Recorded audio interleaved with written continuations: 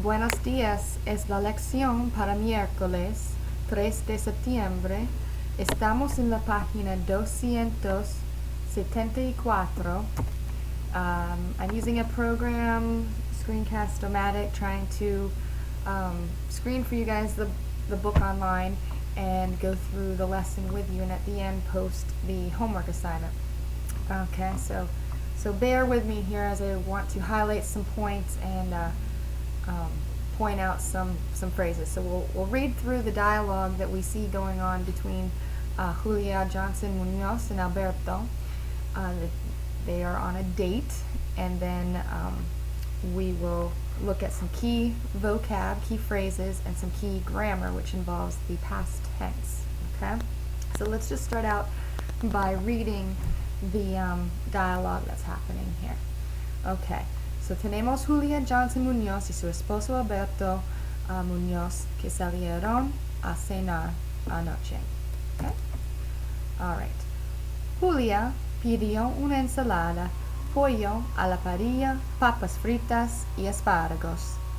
Alberto pidió sopa de verduras, bistec al punto, pan con mantequilla y brócoli. Alberto dice, saludos. Alberto tomó la copa de vino tinto, pero Julia decidió tomar agua mineral. Y claro que hicieron un brindis. El mesero sirvió la comida. Alberto dice, buen provecho. Comieron con gusto y conversaron tranquilamente. El cocinero les preparó un postre especial, pastel de chocolate con helado. ¡Feliz aniversario, querido!, dice Julia. Los dos pidieron café después del postre. Quedaron muy satisfechos. Pagaron la cuenta con tarjeta de crédito. Dejaron una buena propina porque el servicio fue excelente. And then we got some side notes here. Julia dice, casi siempre pido agua mineral en los restaurantes, especialmente cuando tengo que manejar. Alberto dice, en algunos restaurantes no sirven muy rápido la comida. Okay.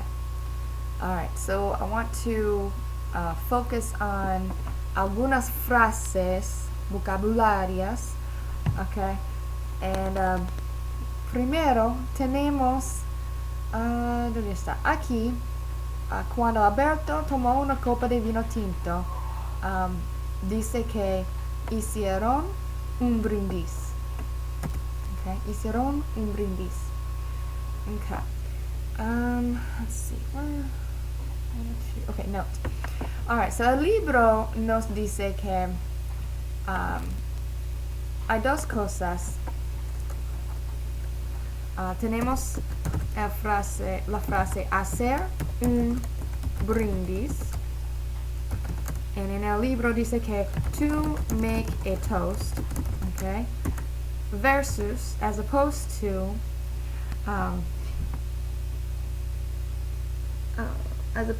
the other verb brindar por, okay, to toast to, okay.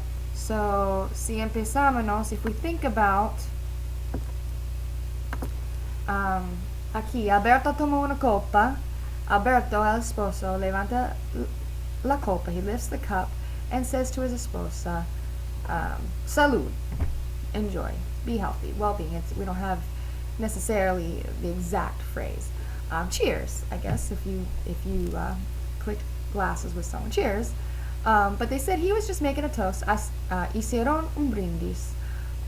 He didn't necessarily say, anything about a nuestro aniversario, which would be toasting to something. Brindar. So you have another verb there. We would have seen brindar conjugated.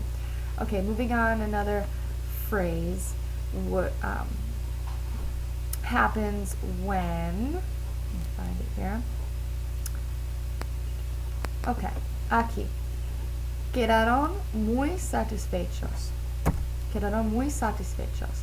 El libro quiere que nosotros sabemos que the book wants us to understand that hay varias frases que significa el mismo significado. Por ejemplo, el verbo quedar satisfecho, and as it looks, kind of looks like satisfied as a participle there. And if you are female, you would put an A on the end, satisfecha. And estar satisfecho.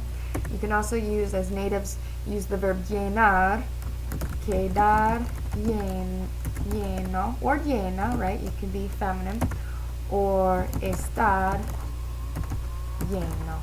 All of these phrases would all mean to,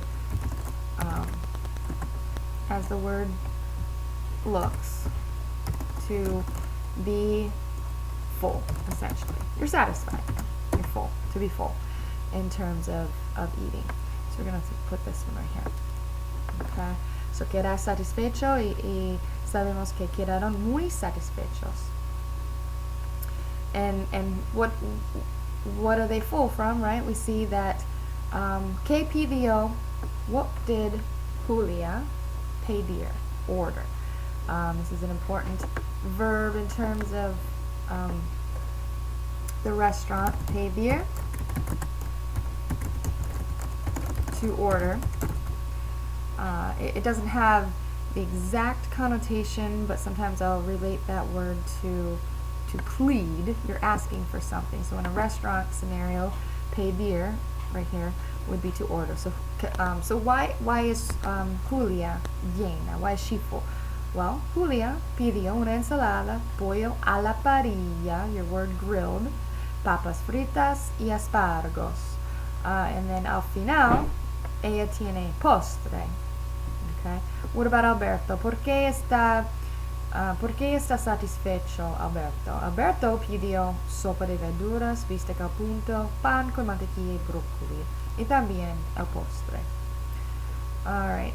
As always, we see the phrase coming up, buen provecho. Okay, highlight that one, I guess.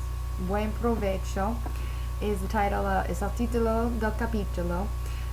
Again, there's not exactly the phrase we have, except when someone brings you your food, or you look at the person next to you before you start eating, you might say, enjoy. Buen provecho. We also hear a lot in French, bon appetit. Bon appetit would be the other phrase. Okay. I do want to point out algunas cosas gramáticas, porque el capítulo 8 y capítulo 9, la gramática es el pasado, the past tense. En el pasado tenemos los verbos regulares y los verbos irregulares. So quiero que ustedes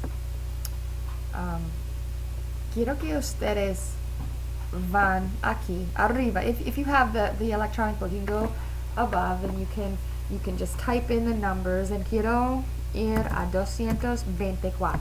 224. Debemos estar. Okay. No, let's see. I'm looking for a chart that is the past tense. Maybe I need to go to the next one, 225. 224, 25. Okay, ya está. All right. El pretérito, los verbos regulares. El pretérito is just another word for past tense, because Spanish actually has 4 different past tense. So los verbos regulares. And at this point, you should understand we got los verbos AR, ER, IR. La cosa interesante son los verbos ER y IR. Las terminaciones, the endings, son los mismos. See? If I can highlight them. Okay, no, I can't necessarily. Okay. So in the past tense, so cocinar, to cook. Past tense, I cooked. Cociné, cocinaste, cocinó, cocinamos, cocinaste, y cocinaron. Sorry. They cooked. We got the verb barrer, to sweep. Barrí, I swept. Barriste, barrió, he swept. Barrimos, barristes, and barrieron, they swept. Okay. So I would recommend, les recomiendo que ustedes escriban en un cuaderno. I definitely recommend that you copy this chart down. Okay, I want to go ahead and flip to the next page, página 255, and I want to point out, because this is very important, in el pasado, in the past tense, we have stem changers that only happen in the third person. By third person, we mean él, ella, and we also mean ellos, or usted, ustedes. So we notice here, divertirse, to have fun, that the E is all the way throughout this, except in el, ella, and they form. So se divirtió, he had fun, or se divirtieron. Okay, and so this tends to happen only with verbs that are E's to I's, or O's to U's. So dormir, to sleep, dormí, dormiste, durmió, okay, and then durmieron.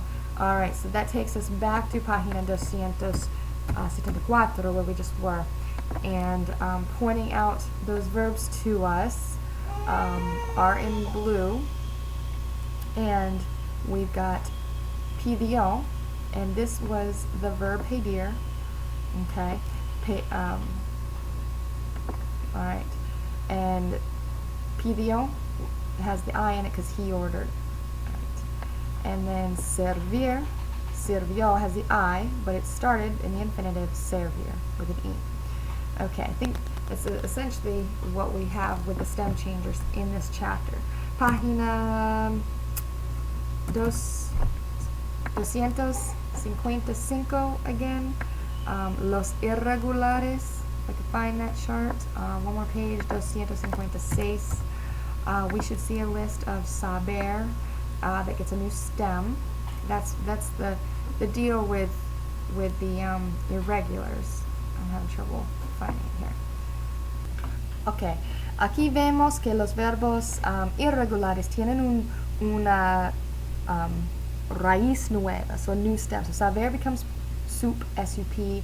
We got tener becomes tuve, poder becomes pud. You have other ones not in this list. Poner, pus, P-U-S, and hacer, which becomes H-I-C, hice, which is the one that I wanted to point out to you because it is in the diálogo. So looking where they are making a toast, it says here, hicieron un brindis, and you see that it's the verb hacer, and then it became H-I-C in the past tense. Okay. All right, so as for wrapping up here at the bottom, we got a couple comments. Julia dice que, so my question to you is, ¿por qué solo bebe agua? ¿Por qué bebió agua, Julia? In the present tense, so the point here that they use the verb pido is the present of the verb pedir. The past was pidió, okay? Alberto talks about how slowly they serve the food, and in the present tense, ser then was present, and in the past was sirvió. Okay, that's the point grammatically why they are using that. So, ¿por qué bebe agua? Julia dice que casi siempre pido, I order water, cuando tengo que manejar to drive. So, Didi, right? And Alberto dice que ellos no sirven muy rápido. They don't serve food very fast. So he's looking at his watch. Okay, as for the homework assignments, I will post this on course documents, but I'm going to say it quickly. I got 40 seconds. Two scenarios. I want you to tell me about la última vez, last time que fuiste al restaurante. And about that, I want you to tell me cuando fuiste al restaurante, qué restaurante, con quién, y qué pediste. Also, have you ever had a problema en un restaurante? I will post my example and you go from there and let me know if you have any questions. Adios.